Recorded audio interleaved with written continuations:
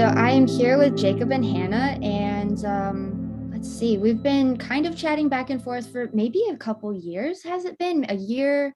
I don't know. We've been in touch a few times about things because we're kind of bouncing around the same corner of the internet. And you guys reached out because you're doing something interesting with psychedelics, and actually, I'm not super sure what, so we're gonna have to get into it. So what are you guys doing? Uh, like, what has your experience been with all of that? I mean, how are you using it? Some people are doing really weird things.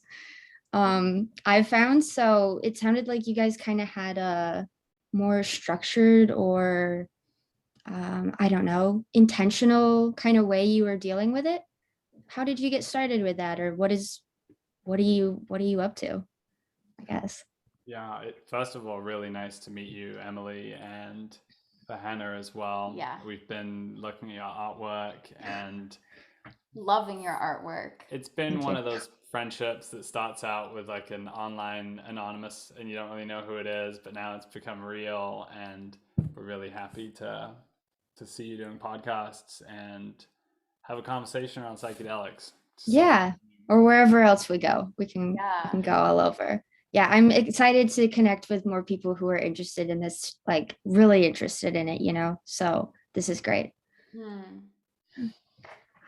Wow, where to begin with that? So the intentionality aspect of it is definitely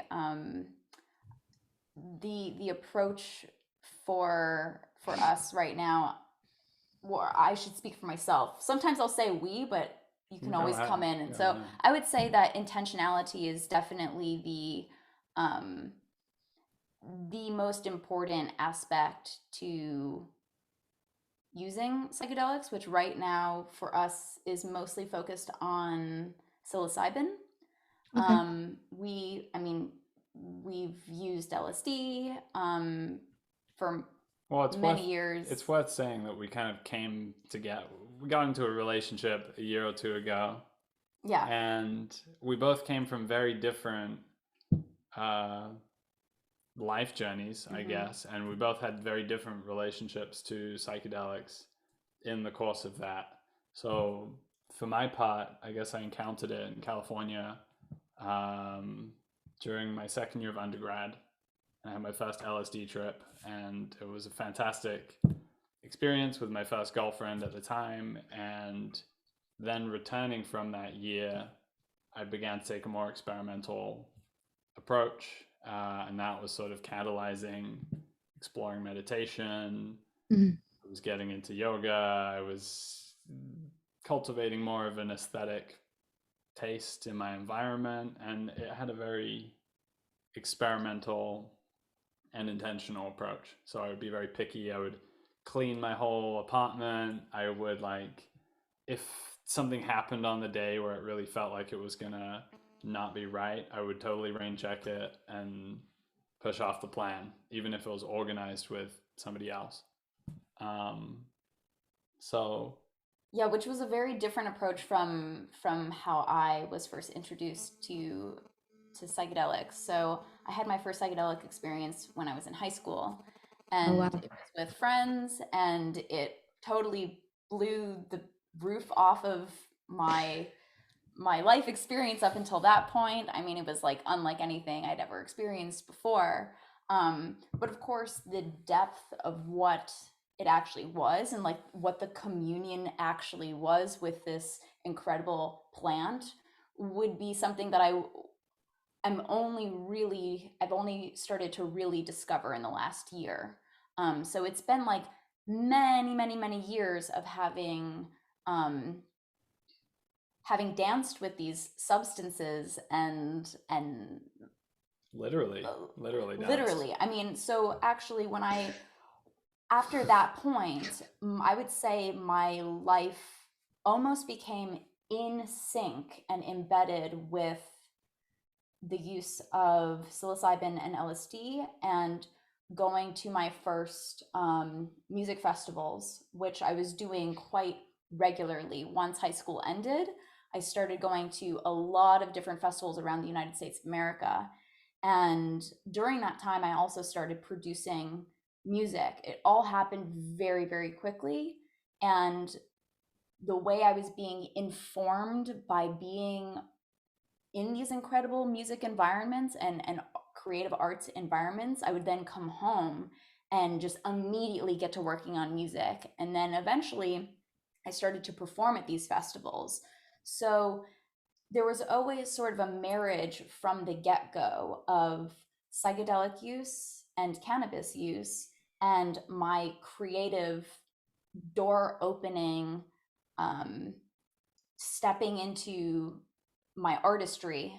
Like it all sort of happened at the same time. And sometimes I don't even think about it. Like when I try to piece back my history, like sometimes I forget how they were so immediate from the get-go together. And so I feel like somehow psychedelics have informed my life at in such a in such a way that I wouldn't be able to pull them apart and say that I would have done music the way I had done it had I not taken psychedelics. And then, but again, it was always with this sort of, Well, it was always with people around. You had slightly different experiences to some of the other people who were doing it. Yes, which I didn't really know. See, part of the thing is, at least in my development, where I was just sort of mentally and emotionally, I don't even think I realized that perhaps some of the experiences that I was having were not totally shared. Like the perceptions weren't totally shared. I wasn't having necessarily deep dialogues. We were listening to music and dancing and sort of having our minds blown open by seeing artistry in a way that I'd never seen it before. But in terms of the depth of like what it was doing to my psyche and sort of my internal dialogue wasn't necessarily expressed externally yet. So, okay, that's that. If we just sort of like pull in the present over the last year, it has been much more of an intentional dialogue. Jacob and I have been literally in conversation with one another over the last 2 years, nonstop. And when we decided to bring psychedelics into our world, I really loved his approach of being super intentional. It was like I was ready for that. I was ready to really like be in a different type of communication with myself and with Jacob and with psilocybin and LSD in a way that I hadn't experienced before. And particularly psilocybin has just become an incredible relationship, I would say.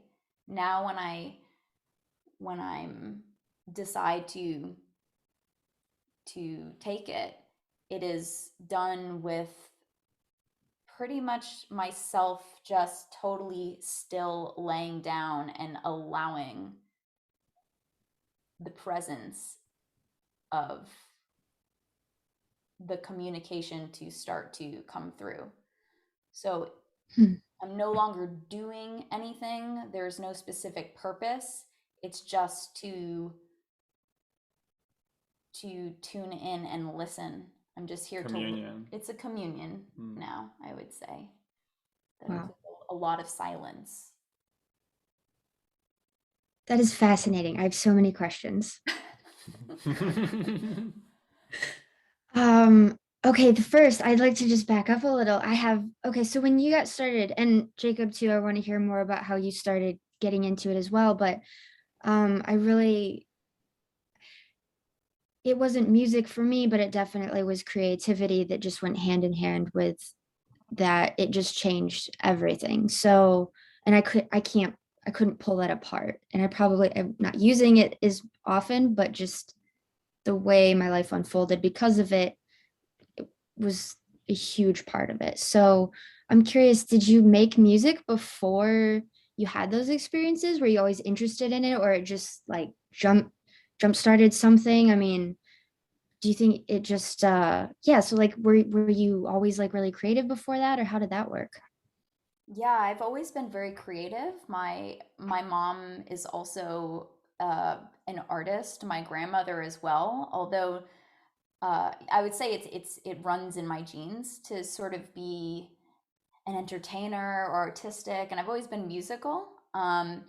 But actually producing music and writing my own songs happened within a matter of months since my like the first experience I had with psilocybin. I would say it was a matter of months when I started to produce my own music. Um, and so that was over a decade ago. And somehow I think I would have always found music, but I was in a relationship where he was producing music electronically and it just really fit. Like, I'm not so analog, like picking up a guitar. Like, I'll do it sometimes, but really the relationship I was having with software was just like, it was my match. Mm. And I could really get my ideas out via, software and stuff like that. So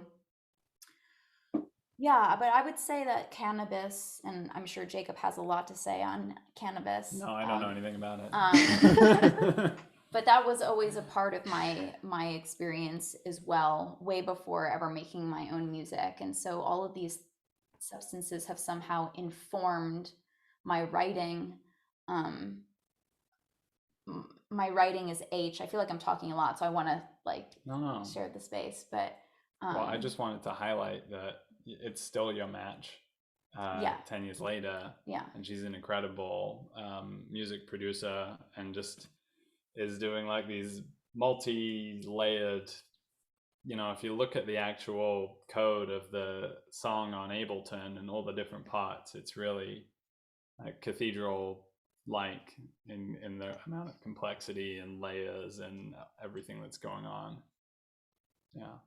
and Ableton is rainbow colored, so I'm sure it looks even cooler Yes. to the outside. But yeah, the writing process of I started as Heitch. That was the name I went under. And the way that lyrics were coming out of me were actually a dialogue with my psyche. Mm. So I was actually, in a way, I was going through some rough times. And in a way, it was almost like I needed to be in communication with some sort of self that I could communicate with. And so the lyrics would sometimes be from the point of view of, let's say, the higher self, and then from the point of view of me being sort of like the small me, the scared me, the worried me, um, low self esteem me. And I would be in this sort of like dialogue. And a lot of it was about I would sort of bring God into the picture and psyche and consciousness into the picture. And I was sort of just like really interested in seeing how I could somehow play with ideas about consciousness. And I was like into science and astronomy at the time. And I was just having fun. But really, it was actually my first time trying to communicate on a deeper level with myself. Um, and so, yeah, I think in a way, the use of psychedelics allowed for this conversation to get started, but it was mostly coming out through music and it wasn't coming out anywhere else in my experience with anybody else. Interesting. Yeah, So, yeah. I can definitely relate to some of that for sure. Um, okay, I have to think about that a second. But so Jacob, what were you getting into? You said you started experimenting with meditation and using it in this like very intentional way. How did that progress or change? Or I mean, I don't know, all sorts of things. Like what were you doing with that? Music was a big part of it too, actually. I came across Tame Impala, if you know, the psych rock band, Yeah, yeah. right around the time of that first acid trip, and it carried through for the 5 years since then. Um, So a lot of it was just experiencing music in a much deeper way than one usually experiences music. But cannabis, as Hannah said, has also been a huge part of my life, and also came into my life around the same time as well. And so the relationship between those deeper states in relationship to music, or increasingly nature, was sort of drawn more into my regular life through cannabis. And with that also getting a little more embodied, getting a little more able to dance, and things like that have all sort of been stirred. And I guess a lot of ideas, having lots of ideas is probably part of what was so stimulating for me about it, was just being in my room and having had cannabis. And sometimes I would be listening to some material, listening to some Terence McKenna or whatever it was, and just sort of being the instrument that thought is playing and bringing really interesting things together. And I sort of followed those threads through many years, I guess. And as I've come to Dialogos and come to transformative dialogue practices, I felt all those different threads and curiosities really be gathered together and make a lot of sense. Whilst at the time they felt sort of radical and obscure interests that didn't really fit with my area of study, which was all about Islam and jihadism and my context. I didn't really have people that I could have the dialogues with. So there was probably a longing for the dialogue that could go to those areas that wasn't fulfilled for many years later, and a whole transformational journey to get to that point. But yeah, I see psychedelics as deeply nested in an ecosystem of other things, and all of them sort of interpenetrating. So including meditation in relation to breath, dialogue is a huge part of my life now. So that is, I see that as sort of touching on the same domain as psychedelic experience. See dialogue as a psychedelic modality in many ways, and that's probably what attracted me to it when I first came across. I don't know, I was following many threads, but probably led me to Jordan Hall, and then Jordan Hall to Dialogos, and deep diving into these sages and philosophers, and then through the deep diving, sort of becoming imprinted with different aspects that I was able to integrate in myself, or to know a part of myself that I hadn't known before. And that's especially the case when you're in an interaction with a person. Like watching on YouTube was really powerful, but then the in-person interactions was like a whole other thing, because you're being known by the person. So yeah. Okay. Where does that leave us? Where does that leave us? There's so many different little things. So how do you think that the psychedelics interacts with this idea of dialogos and this sort of, I don't know, conversation that the sense I'm getting is maybe that can go places that normally you wouldn't just wander into in a day-to-day interaction? Is that kind of a really simple way to put it, or you can correct me if I'm off, because I don't think I fully understand it. But and how does psychedelics play into that? What do you think that relationship is? Why bother with psychedelics? I mean, why not just have a good conversation? Sorry, that was 3 questions at once, but wherever like to go? It's a really good question. A really good question. I mean, the second one feels more alive for me right now, and maybe we can build into the first. Why bother with psychedelics? It's such a door opener. It's a categorically different door opener to any other kind of door opener that I've known to exist in the world. I'll throw it to you, actually. Yeah, I feel like there's something about the conversation about psychedelics in which I'm sort of aware that there's perhaps a sort of responsibility that I feel.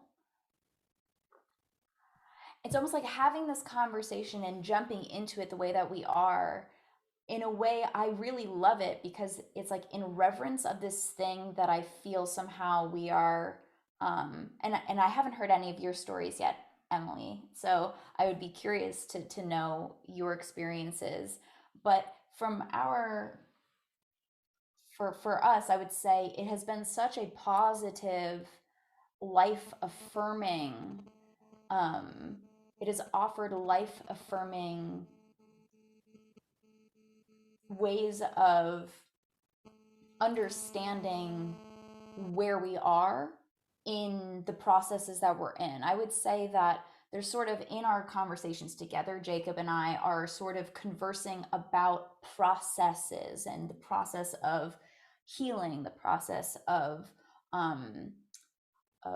listening and presence, and just we sort of like frame things in a way where we understand that there's an unfolding of how we are meeting the world and how the world is meeting us. And that when we are in relation with, you know, ourselves or with one another or a stranger, it's somehow we're tuning into the eyes with which we see is informed by what's going on inside. And psychedelics has offered the opportunity to get an even deeper look into who we are, who I am. I guess I should speak for myself. I feel it gives me a deeper sense of who I am and the mystery, and sort of being in the presence of just how remarkably awestruck I am by reality in a way that we don't normally interact with, like sort of hard material reality. It's sort of softened hard material reality for me. Like as a base reality now, I somehow feel there's more of a softness in which when I do feel the hard wall of reality, some really difficult thing or some really difficult emotion, I feel like I now have a toolbox to be able to understand what is going on that I'm confronting in that moment. So it's been insightful. It's allowed for me to pretty much, I would say, really start to let go of some pretty deep traumas that I've carried with me for many years. And the responsibility aspect that I was trying to bring up before is somehow I feel like people might be concerned about sort of recommending it for everybody, like it's a fix all or it's just going to be great. That's not, I don't approach psychedelics thinking that everybody is going to have the same experience that I'm having. But I think if one does find themselves in a situation where they can try it,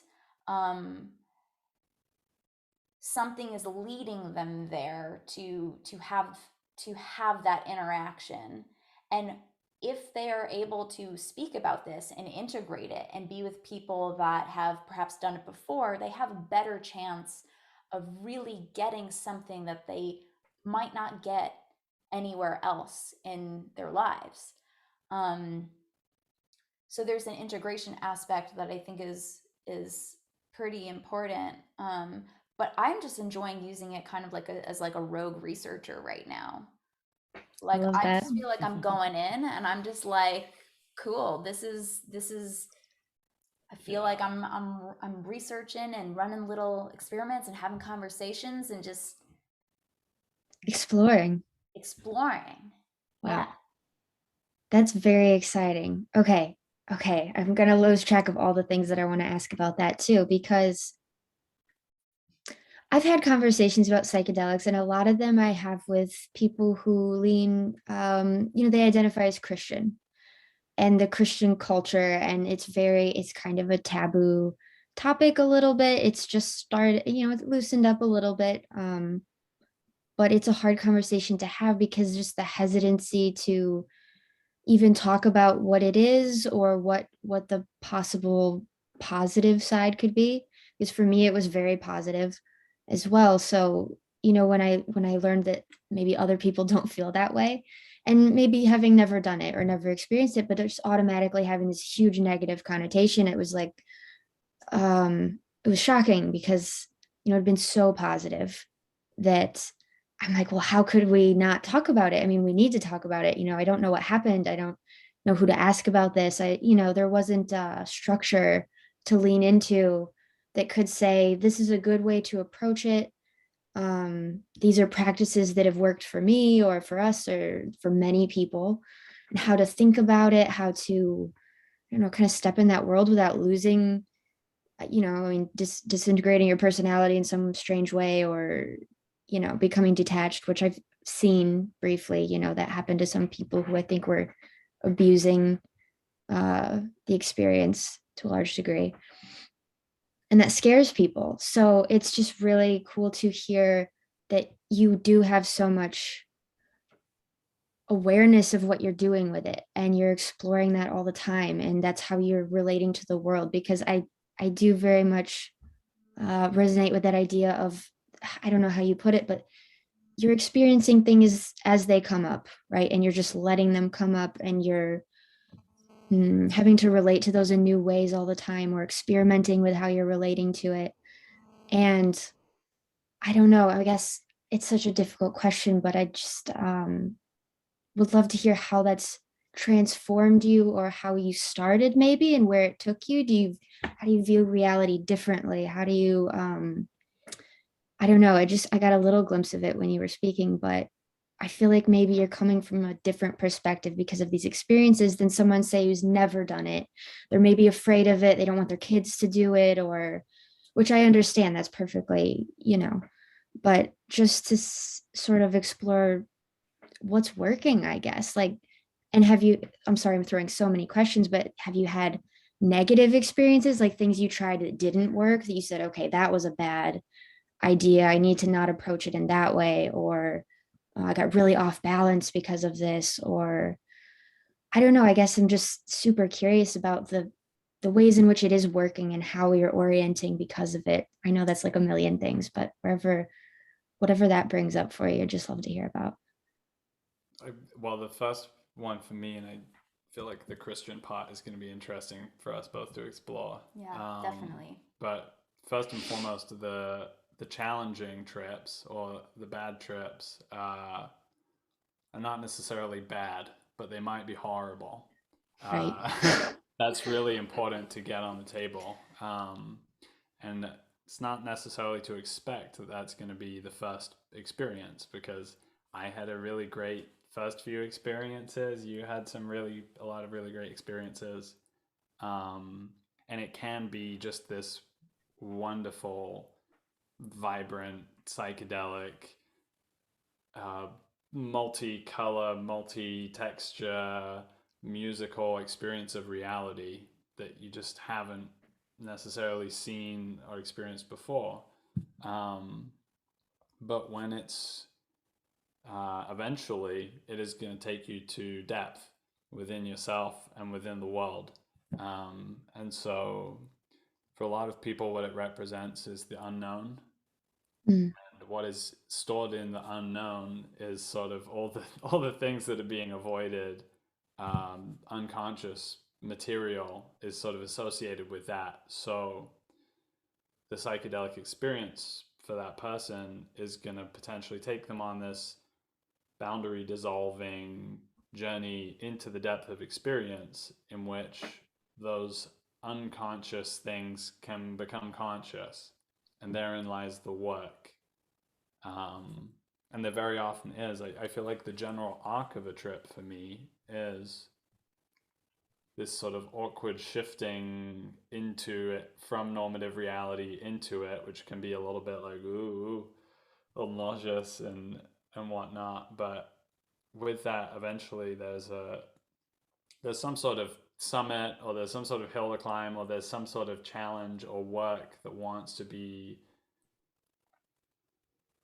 resolved, possibly surrendered to. Often that's probably the best way to navigate psychedelic experience is a surrender. And then on the other side of that, the opening that occurs with that, and therein lies a beautiful lesson as well.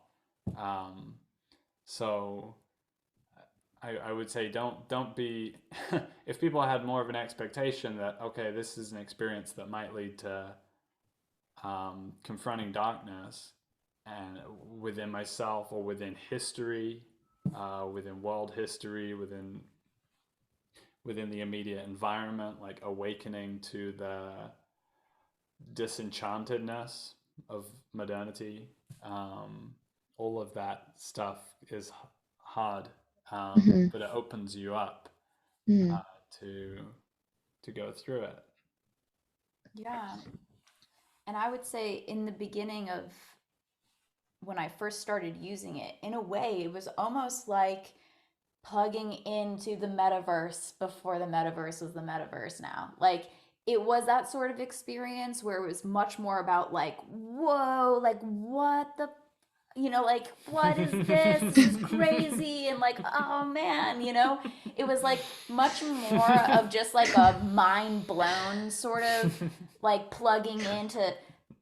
Honestly, I think what the metaverse, Facebook, all this sort of virtual reality is pretty much trying to do or recreate is something that psychedelics for many people has been, in terms of just like an altered experience. However, psychedelics actually have the potential to get one so deeply connected to fundamental like reality with nature and divinity and aspects of ourselves that just far exceed any sort of virtual reality, digital. I mean, and I'm not here to like, poo-poo it or whatever, but I think like in a sense my mentality where I was at the time of first taking them, I wasn't having such deep conversations with myself yet. So I bring myself where I am, right? And when you're taking it, hopefully it's consensual. Like, I don't think anyone should take anything if it's not something they really want to do, right? That's first and foremost. Like, don't take psychedelics if you don't really want to. And if you can, understand that like there's a reference for it. I didn't have a reference for it because I actually didn't even know what it was. It was just like something our friends, we were just going to do together, right? But it was such an incredibly altering experience, and I had already grown up in a household that was sort of like had a metaphysical approach to Christianity. Okay. So I already sort of in my being was connected to sort of metaphysical ideas, and I had a relationship with God, even though it was never expressed to anybody in my school or anything like that. I felt connected to the world or the universe in that sort of way, and it immediately got me tapped into those spaces. The second time I had ever taken psilocybin, I I received a message from my great grandmother who was passed away, and I actually never met her before. And she came through and she just presenced herself very lovingly and just said she's watching over my mom and I. And, you know, it was just this loving presence that was so confirming for me that something about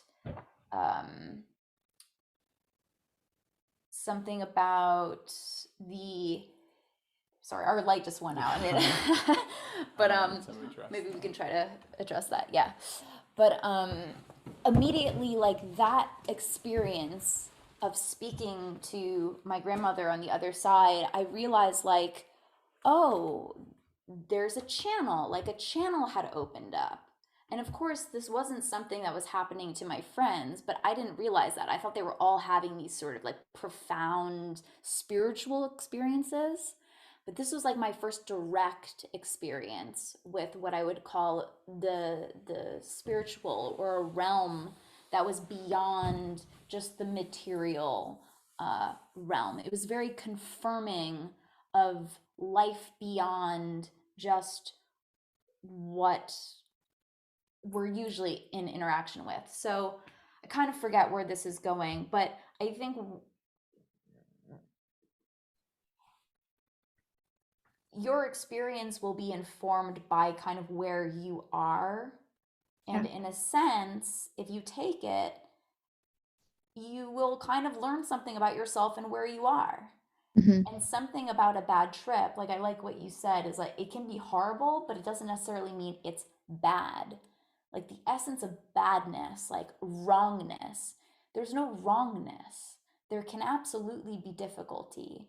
But that's why it might be really helpful for people to do it in certain settings with certain others that can sort of midwife or shepherd their experience. But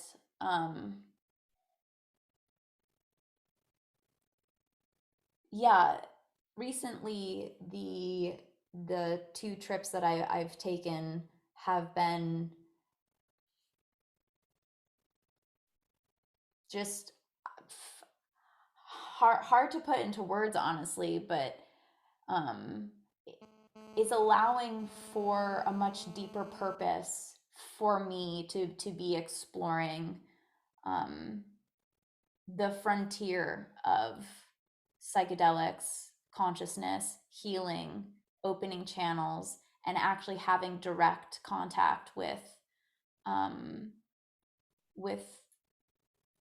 other realms and other fields that I experience as being here. The veil is very thin, and somehow, you know, just like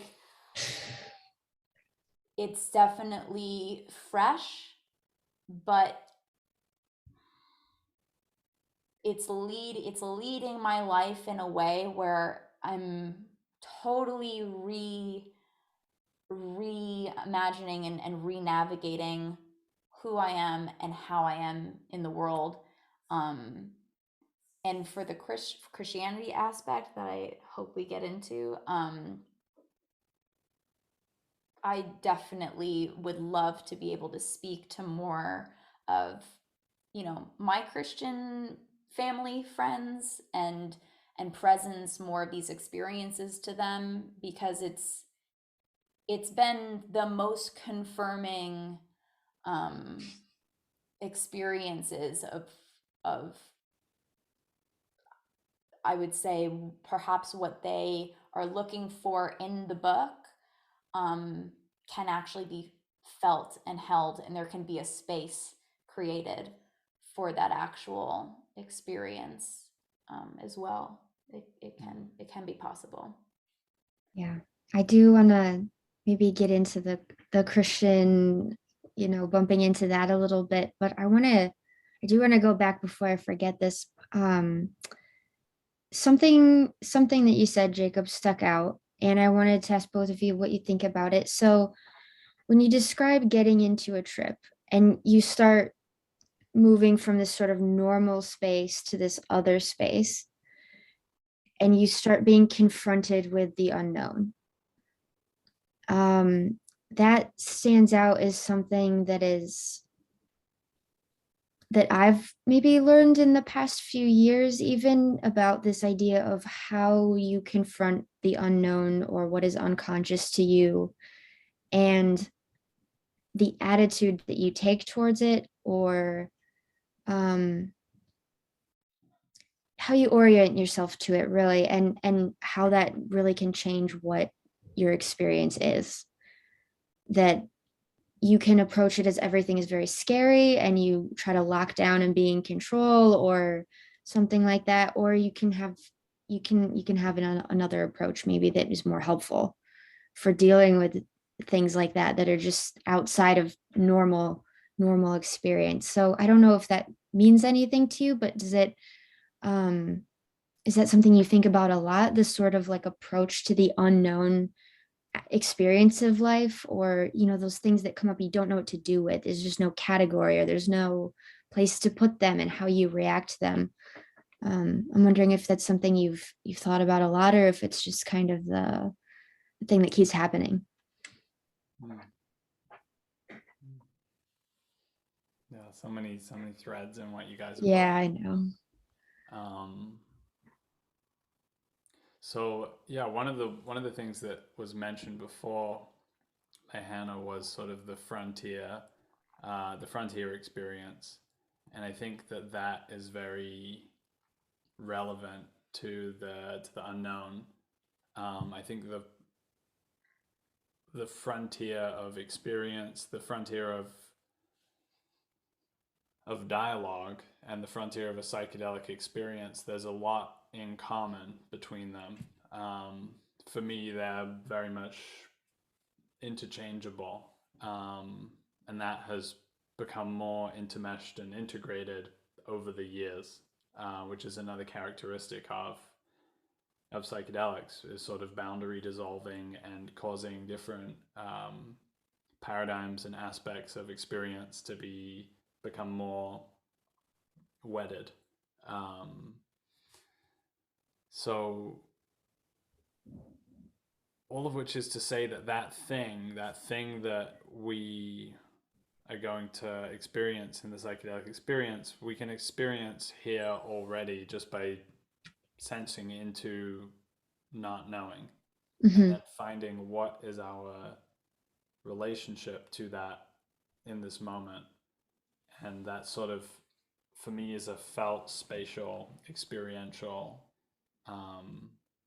quality. Um, and to do that with another as well is to sort of discover the unspoken and rich space in between two people in dialogue, and also sort of beyond the two people. Um,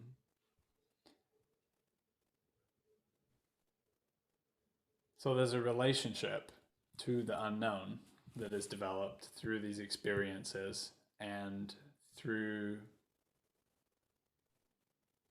in a way, we've talked about intention and the value of set and setting and so forth. Um, I don't think that psychedelics are just, people have talked about them as sort of directionless amplifiers of experience. I think that's not correct. Um, Yeah, I don't I think would have to agree with you there, but it's an opinion. Yeah. whether it's LSD or psilocybin, these are fungal kind of intelligences, I suppose, and they do have a telos, and they are bringing us through something, taking us somewhere. Mm. And so you're developing a relationship to that process, especially if you're doing sort of blindfolded psilocybin journey. It really is just going to be you and that unfolding. If you're out in the world, walking around San Francisco on LSD, it's going to be a lot more hectic and less clearly like an internal dialogue with what? Well, it's sort of wordless what that thing is. For Terence McKenna, it was sort of the feminine entityness of the mushroom itself. It could just as well be relationship to to the cosmos. It could be relationship to God for some, but these words all invoke different sort of qualities and flavors of what we encounter. So That's true. That's true. You can put it different ways. It becomes almost a different experience a little bit. Okay, so what is so interesting in talking to you guys is the way you're describing this really maps with the way that it's sometimes a struggle to find people where you can more freely discuss the layout of things, if that makes sense. Like, I'm very interested in the structure of experience. And I think that's a lot of what my art has to do with, is exploring that. So, but that can be hard to describe. And so it's interesting to hear, because when you're talking, I'm imagining sort of a map with you in the center, and then there's the edges where you have your civilized little area like the city, and then beyond that maybe you have the pastures, and then there's the forest, and then there's like the big dark, right? Something like that. There's like the edge of the map. And I'm imagining sort of, just with the language you're using, maybe this is just me, but that you're exploring those places and becoming familiar with the different landscapes and what it means to interact in those places. So for me, that's it doesn't necessarily come with psychedelics. It definitely opened me to that immensely, but then continuing to walk around those places without that, and realizing that it was always there. Sorry, there's a snowplow outside my window. But those places are there all the time. It's just sort of a degree of intensity, maybe, or something like that. I'm not really sure how to describe it because I don't get to talk about it very often. Does the map, because okay, when you run into, say, a Christian pastor who's very hesitant to even touch it, or not even pastor, let's not pretend that we're talking about Paul, because that's who I'm talking to in my head. I'm like, how would I explain that? But someone who's very hesitant because they say, well, you're opening yourself up to dark spirits or demonic forces, or you don't know what you're dealing with, but it almost is like we're looking at a different layout of what things are. And so just coming from a different perspective like that, and I'm getting this image of a sort of layout that maybe that you are exploring in that way, where you go, there are edges, there are civilized known territory, and then there's unknown territory, and you can poke around the boundary lines a little bit.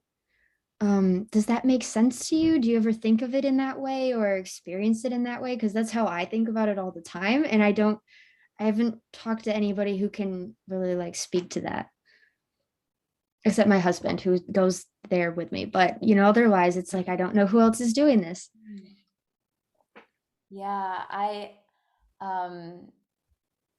the territory aspect of it is definitely something that, like, I love the idea of the map. Recently I've sort of been feeling like there is no map in terms of there being anything finite. Like, the thing that's so interesting, that edge that could be on the edge of the map, somehow it's constantly sort of revealing itself. There is no map. There's nothing. The experience can become very abstract, where it's like when we actually focus in on something, it can continue to sort of just weave open. And so, like, while I do feel there's a sort of territory, the territory is less about a place that is entered, but more somehow like a stage that I've entered before. Like, I'm now getting familiar with the sort of like zone of entering into the space of the trip. And it's like the remembering of how it is in my body, the embodiment of it. So the experience is, while so much of it is in the imaginal, I really think a huge part of what is so remarkable and profound about the substance of psilocybin is that it invokes and invites the imaginal, which as human beings, I'm starting to see, at least for myself, how I'm starting to see my own responsibility in the reality that I am creating. Like part of the map that I feel is shown, it's also showing me that I am the creator of the map as well. So while there might be a map, it's showing me how I influence the map, how I am actually, the map is not outside of me.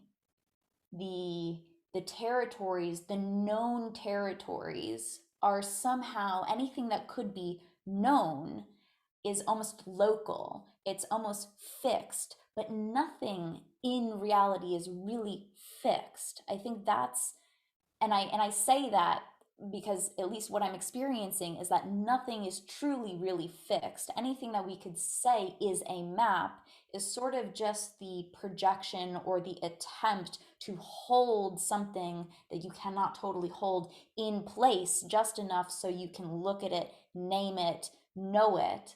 But eventually, the experience will somehow, like, that will start to let go and change before you know it. So it's sort of like, how can I get in better relationship with thinking I know something and then allowing it to just sort of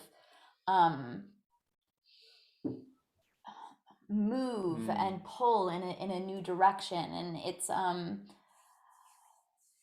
one of the things that, like, the edginess of it, because there are edges, but the edges are just insofar that I feel like I knew something, and then I have to be ready to surrender and let it go and allow for it to just to change. And for I've started to ask questions recently, like on my last experience, I realized I could actually bring questions into the field, and then I was able to get a conversation going, get an answer back, at least being shown or revealed something that then just kept.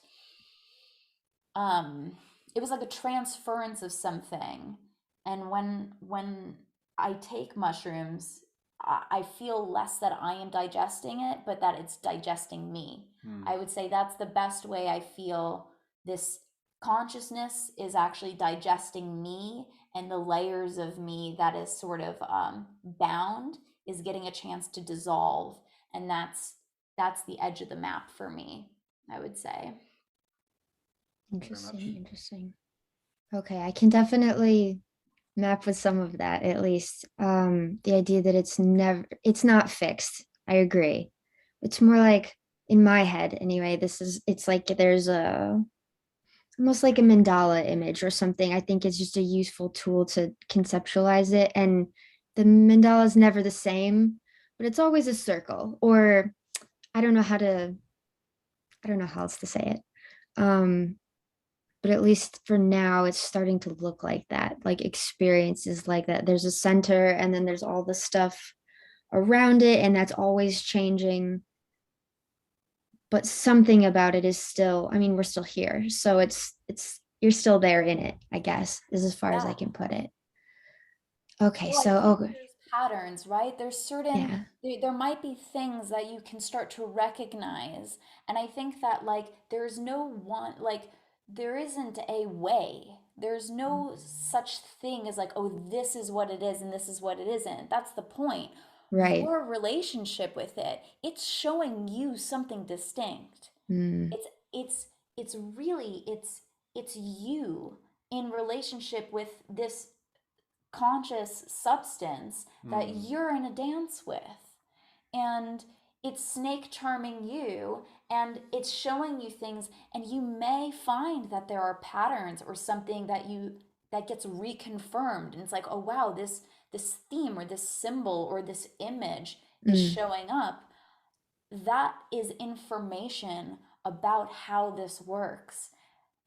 There might, like, for some people it might work that way, for other people it might be different, and the point is whatever it is, it's distinctly showing you something. I would say for you, mm, for me, it's kind of there might be something unifying, but I almost want to hear the distinct properties of the other perspectives of other people's experiences with it, rather than just reconfirming my own experience. I want to know how it's working through others and what they're seeing and experiencing. So, yeah. I like that idea about not being able to like hang on to it or something. Like this idea that things aren't fixed is really fascinating, but I don't know what to do with it. You know what I mean? It's terrifying. I mean, in a way. Um, okay, so you guys mentioned both that you'd like to get more maybe into the Christian conversation a little bit. And I mean, I don't know, do you have opinions that are right up top that you're sitting on about that, or is there something in particular? Because it's just, it feels like a touchy topic, right? At least it does to me, because it steps on toes, but it's also like, well, why can't we talk about this? I mean, if we can talk about it, then maybe we could sort it out a little bit or make some sense out of it, like translate these different languages a little bit so that people can at least kind of understand where people are coming from, or why would you do this? There's some people who would, that immediate reaction is, I would never, how could you even, it's pull back, and I think that's what I'm encountering pretty often. So I'm just curious, I don't know what you've seen with that, or how it looks to you, or what you think is going on there. Oh boy. I know that's a can of worms, I think, but um, so there was just one thread from before that I wanted to bring through, and I don't know how it's going to be relevant to this, but it feels like it could be. And that's just that, with that sort of ungraspability that you spoke to, or the not knownness of things. Um, the way that I would see it is sort of like the forest at the edge of the map is being brought closer into the center as well. So more of life can be left in the space of the unknown, and the known can sort of shrink. And in a sense, you're growing more in faith, um, in life, in order to do that. mm, Um, and from a law of attraction, sense of possibility, kind of space, it makes sense to me that um, there's more meaningful possibilities in the unknown than the ones that I myself could think up. So it's in developing relationship to that and allowing more things to be in that I become more free in a certain way, because a lot of my limiting beliefs and limiting characteristics rest in the things that I know, the things that are absolutely known about reality. And when I can invite the unknown in, then those things can be called into question, and mm, therefore I change. Um, so I grew up in the church. My dad was involved in leading a Christian community when I was growing up. So Christianity was pretty present. It was sort of like a hippie English evangelical Christianity, rather than a sort of straight tie Christianity. So Christian rock and, you know, all of that. Um, but I was completely cut off from that. Like most people, I went through the new atheist period, and I really attribute my opening to the notion of God to journeying into these experiences, without a doubt, because ultimately I feel the connection with God, the connection with the beyond, has to be a felt connection. It has to be an embodied connection, rather than a notion, a cognitively held notion that can be proven or disproven, held in the rational. It has to be beyond rationality. So to have those experiences that are so confounding opens that space up.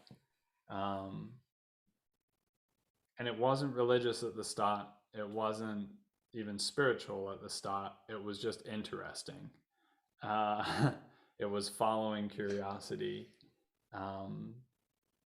But eventually, when I did psilocybin for the first time, there was the sense of dissolution was so felt, so much of a melting of the layers of myself into a sort of onion that went out forever into the whole cosmos. That feeling made me open to God, or at least it gave me a frame of reference of like, okay, that's sort of what I feel like God means for me. That sort of full communion. And it was only when I came in relationship with Hannah that this language of God, this language of Christ consciousness, and really sort of putting those things together with my maps, started to occur. And so with that, I think we've both felt things that we feel, in some sense, Christ consciousness. We don't really think about, we don't fetishize Jesus as the one and only. More and more, I'm sort of envisioning him as a possibility opened in human evolution.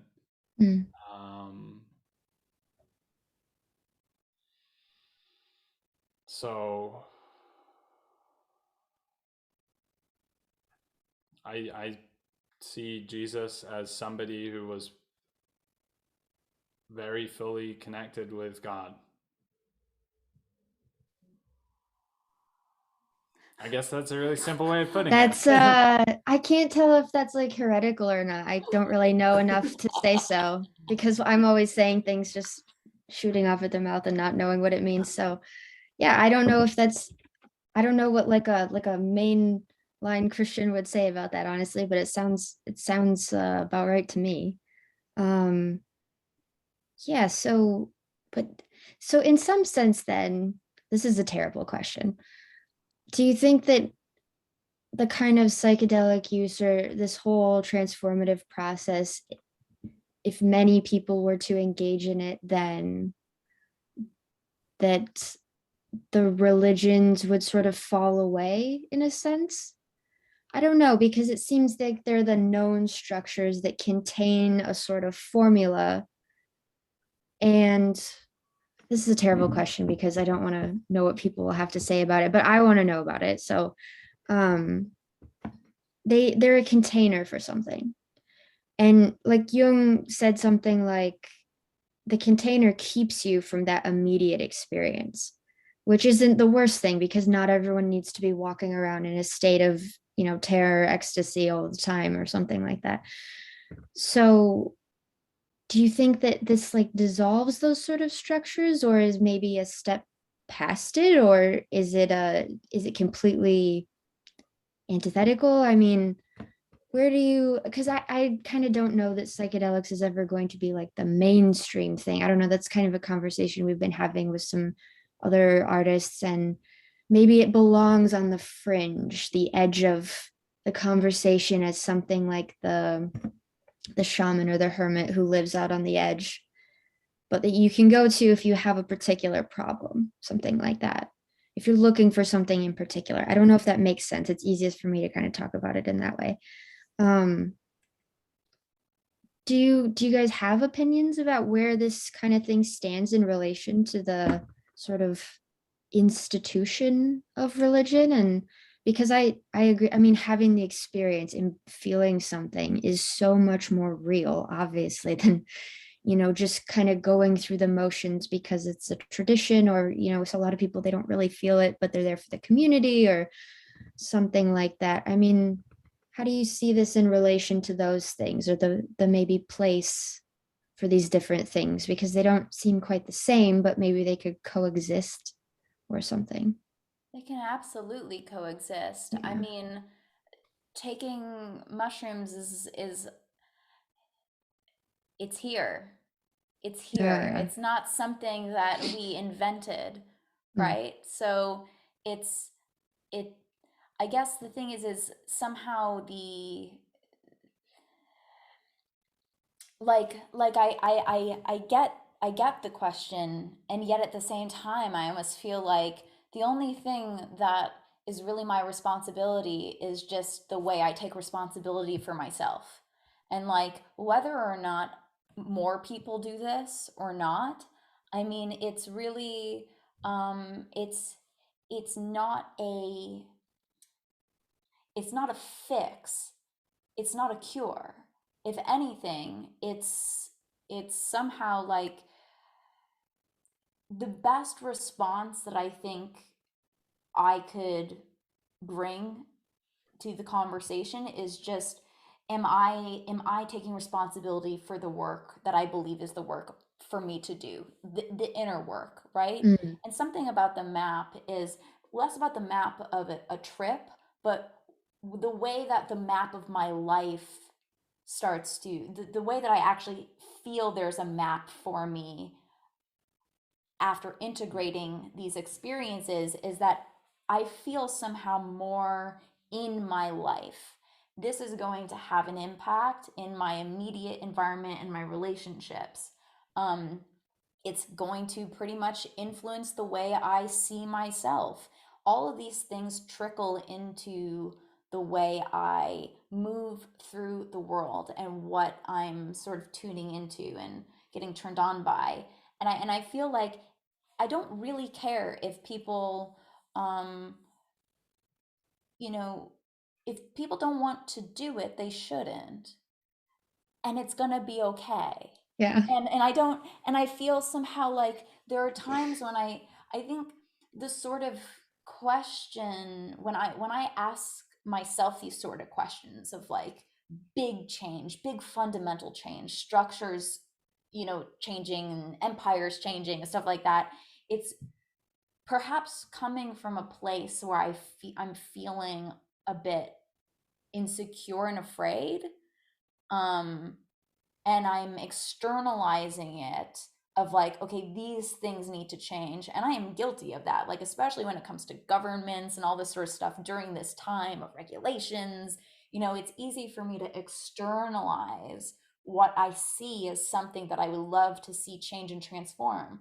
But it's always going to get brought back to literally the change is going to be happening within me.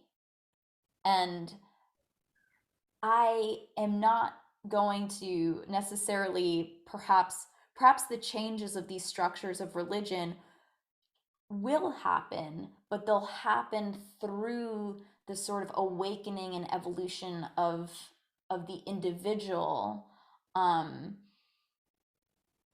and getting back in touch with who we are. There's something about Christianity, um that and Jesus's teachings that can put a person back in touch with their own divinity. I would say that the structures, the containers, as you said, that sort of keep people at a distance from the actual real deal thing, um, that's where that person is, to feel that Mm-hmm. that's as far as they're gonna get, like there has to be a part of the person that's yearning for more to actually be able to somehow invite something new in. And I sort of feel like the structures that are there,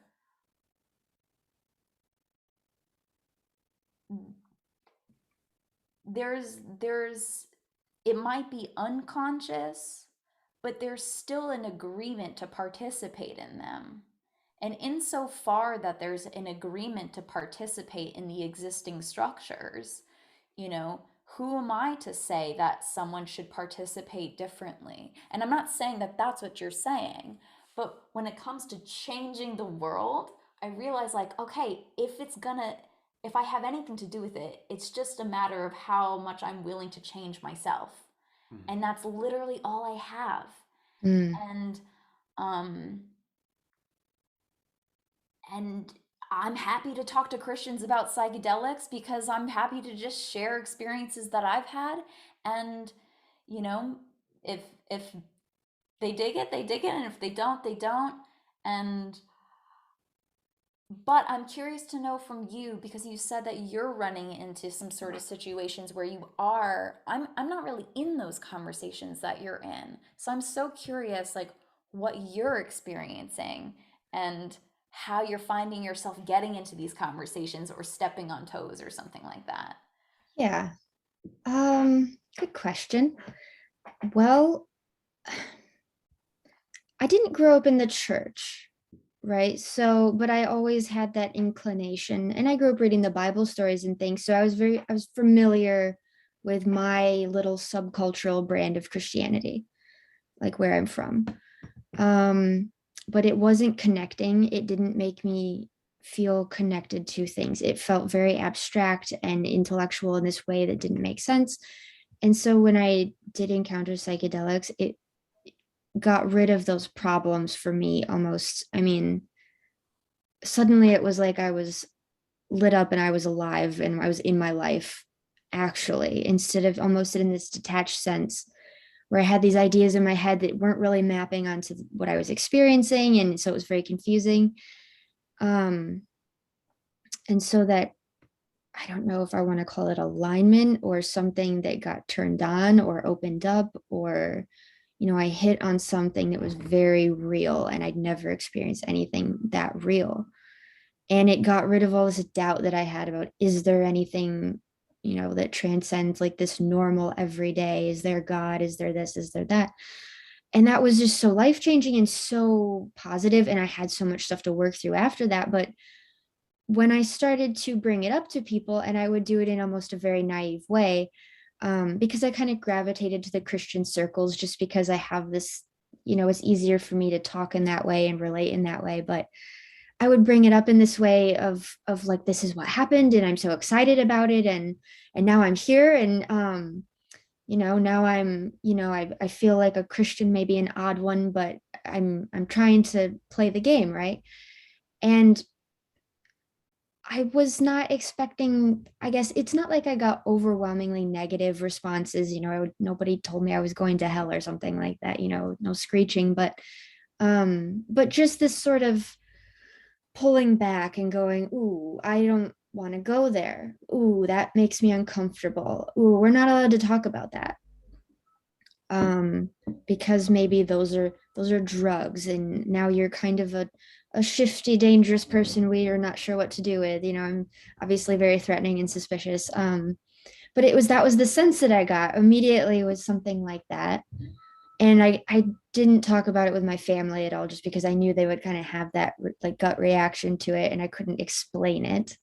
But when I tried to talk with other people, it was surprising to me that it wasn't an easy conversation to have, because I'm thinking, well, this got me to talk to Christians and try to go to church maybe, or I'm reading my Bible, and I'm like, this is a good thing, right? Like, this is what you guys wanted. That's working for me, but apparently I took the wrong pathway. And I'm not saying everyone thinks that way, and I've definitely not encountered that everywhere, but there is this just sort of prevalent idea that, yeah, but not that. Like, if you could get there some other way, that would be great. So that we don't have to talk about why that might have happened, or how that experience was real, and how it maps onto our narrative that we're living in. And that confused me. It was just very confusing. Because I didn't grow up that way or know what to expect. And so there's people like Paul is willing to entertain my weird, like story, and there's other people who are willing to do that, but it's still something where they're going, yeah, but which I understand. I think that's perfectly normal. And I mean, psychedelics upsets the normal state of things, right? So it's perfectly expected now that I look back on it and go, oh, of course. I mean, of course you're going to react that way to what I'm saying. I didn't know, that would be the reaction because I was just really excited. I'm like, this is a good positive thing that's deepened, the I don't know, everything. And and it wouldn't that be great if more people could talk about that and like experience that, or whatever. And so I'm just starting to poke around with these conversations online. I do it a little bit in real life, but it's harder to find the people who are open enough to want to talk about it. So, online I go and start poking around, and it turns out lots of people have had experiences like that, and they're just not really talking about it. It's fairly common. So I just kind of want to like poke around those spaces and see what people have to say. I mean, I think keeping things in, especially when it's something that's really moved you, is like, I mean, you can't do that forever. Or I mean, you can't discount that big experience just because there's no one to talk about it with. If there could be someone to talk about it with and go, oh, cool, me too, or oh, that was different for me, or whatever, this is where it took me, this is where I ended up because of that. That's just, those are interesting conversations that aren't being had in the spaces that I'm inhabiting as much. They're definitely starting to, I think.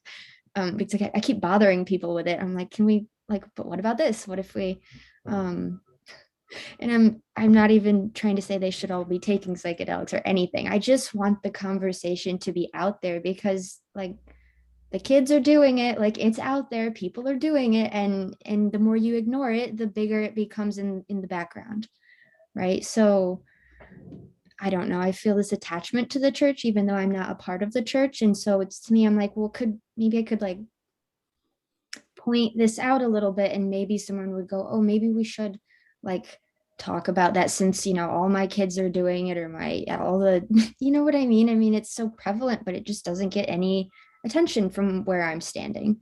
But that could be where I'm standing too. But anyway, that's what I'm interested in. And I'm not getting super harsh feedback, but it's definitely something that there's a sort of clenching, a sort of tightening up of things when you bring it up because it's so Yeah. unknown and it's so weird, and I get that. And so I don't want to be throwing it in people's faces like, Jesus was a mushroom, but just to be able to talk about it and go, okay, what do you think then? Like, what's going on with you? So yeah, that's where I'm interested in kind of looking around. And I think it lines up with a lot of people's religious experience that's outside of psychedelics. And people don't want to talk about that either. These anomalous things that can happen to you that just don't get brought up all the time. I just kind of want to bring them up a little bit since everybody's talking about re-enchantment, and everything's kind of falling apart, is what the sense, there's just that sense, and you go, okay, well, let's bring up some of those things then that we normally couldn't, because the time is right, I think. So that's where I'm coming from with it right now. Yeah, it's been so taboo, right? It has, It's been I very mean, taboo and in certain circles, yeah. sure, sure. Yeah. I think the best way to sort of advocate is just by being like to sort of just model a life that looks connected with healthy relationships, able to communicate deeply, listen deeply, love deeply. Like it's less about psychedelics and it's more about like the richness of my life that I'm able to experience, the way that I'm able to bring God more into my experience and my language. Like I'm feeling so much more willing to use the word God, even understanding that it means many different things to many different people. But it's just there's like a bigger invitation for beauty and love and all these sort of aspects that I feel it's making me a little bit braver in that sense, you know. And since being with Jacob and sort of his background with Christianity, and even though I never really was like deeply a part of a church, I went to church until I was maybe 12 or something like that. Christian Science Church. Yeah, Christian Science, which, you know, has its own I mean, from other people's perspectives, it's you know, I've heard that. Anyway, I don't know. It's definitely, it was a metaphysical approach to healing, and people can sort of assess it how they want, but from my perspective, the little bit that I was able to get from my childhood, it actually has been deepened. The aspect of death being not this finite thing that we feel it is, and that makes us so afraid, because we feel death is this very finite thing. I was very lucky and fortunate to be entertaining ideas of sort of like eternity and timelessness and no death and healing and all these sort of things. And now it's like, this is deeper for me than it ever was before in my life. Like, and I never was into, I didn't have a relationship with Jesus as a symbol or the story or as a man, or, but recently it's like, man, heck yeah, there's so much more room and space in my heart and in my life to just allow for his presence, his story, what he represents, the way he, you know, like was able to be in a desert. I've been able to map it on to my experience and hold it as something that has been profound and given me strength. And honestly, I feel so much more Christian-y than I ever felt in my life, and I'm not going to church. But how is this happening? It's happening because of these direct experiences. And these direct experiences with psychedelics, I'm happy to share with any Christian, because it is bringing me closer to a relationship with God than I've ever had before. And God is dancing in all of us. We are all, you know, divine creators here on this planet, doing our unique dance at this unique time and interacting. And it's, you know, God is here. It's not some externalized, projected like idea. It's, you know, it's the greatness that flows through us. It's the brilliance that flows through us. It's when you're doing your art. It's when we are in contact with something that's just, you know, human beings, as much as we, you know, experience and bring so much suffering to this plane and to this place, we're also incredible. And we have so much beauty inside of us. And I just feel like getting more in touch with the sovereign creator in myself allows me to see the sovereign creator in others outside of me, this other prism, this other example of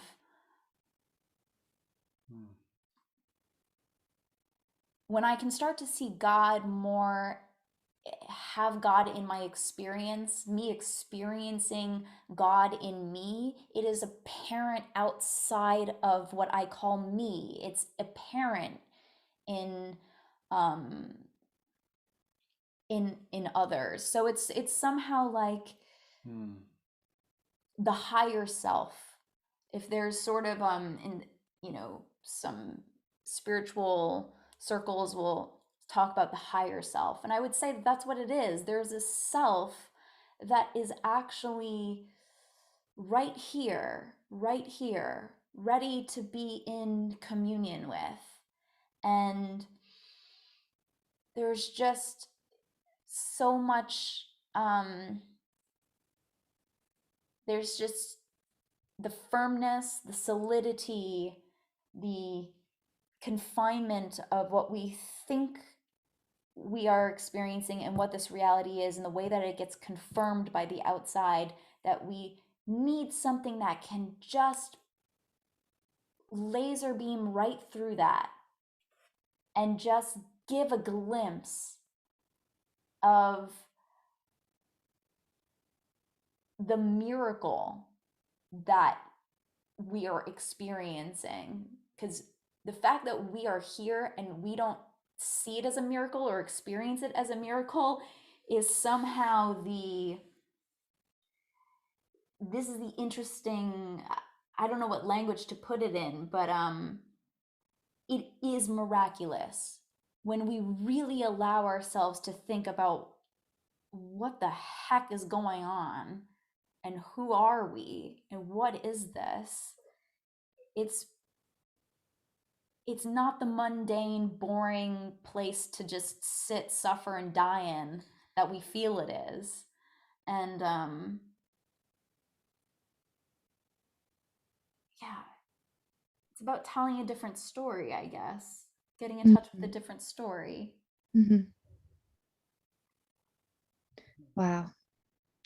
That really hits me. Like, yeah. You guys have said so many things right now that I'm gonna have to sit with for days and just think about. Man, is there anything else you want to throw out there? I think maybe then we could like wrap this up, because that was a lot of stuff for once and I really enjoyed it. But is there anything else you want to touch on before then? Yeah, there's one part for me, I think, sort of building on what you said. It's really deepened my relationship to Christianity 100%. And not by re-entering the very small box that it represented, but by getting a relationship to, I mean, I've had a relationship to churches. I've always been fascinated by old buildings and the history and the living essence that you can still come into contact with when you put your hands on a 1,000-year-old altar or something like that. It's owing to psychedelics that I have the sensitivity to get beyond the many layers of trauma and disembodiment that represent modernity, industrialization, the First World War, the Second World War, et cetera, et cetera. All of these things have cut us off from the source of Christianity. And so it's about connecting with the source of it. And also, I mean, this is a whole other conversation, but the severe rupture between the Christian church and nature is hugely important to this whole conversation, and something that I feel like I never really saw a tree until I did LSD. So like really saw the tree, to see the for what it tree is. in itself, the profundity of the mystery in the tree, to see the tree as the mind of God. And I feel that's what, psychedelics are showing us, that we are part of the mind of God, and that we can commune with the mind of God with greater reality, in a way that hopefully clears some things out, opens up some possibilities, and thereby allows us to be better instruments of whatever is organizing this whole show. Yeah. I think it's so interesting and like exciting to me to hear you both say. I mean, I assumed that you would, but just that it's just deepened everything for you, because that's how I feel as well. And I think for people who are really unfamiliar with anything to do with that, that's like a huge part of it, to say it doesn't make me, turn away from everything. It's like turning towards everything in a really more deeper and connected way. And just highlighting that, I think, is really something important in this whole conversation. Yeah. And I hope that we can continue conversations about this, because I just think there's so many places to go that are so interesting. But I really appreciate being able to talk with you guys about this for almost 2 hours. It just flew by. So Wow. I Yeah. know. Crazy. Yeah. Well, Yeah. thank you for holding this conversation with us. I mean, I don't get much practice outside of just private conversations, and so I'm sort of aware that, like, perhaps I feel like I'm like blah blah blah blah, blah. And but I'm, excited that you're inviting for this conversation to take place, because it is, it's something that it's time for us to start being able to speak about these experiences and the way it's bringing us closer to things that are important to us and not necessarily farther from them, and how they can be a part of our everyday lives. And I hope that we get another chance to speak with you more about your artwork, because I would actually love to ask you just how that, sort of came about for you, and perhaps at a different time. But thank you for hosting. And Really, Yeah. thank Thank you. Yeah. Thank you guys. This was really fun. We got to do it again for sure.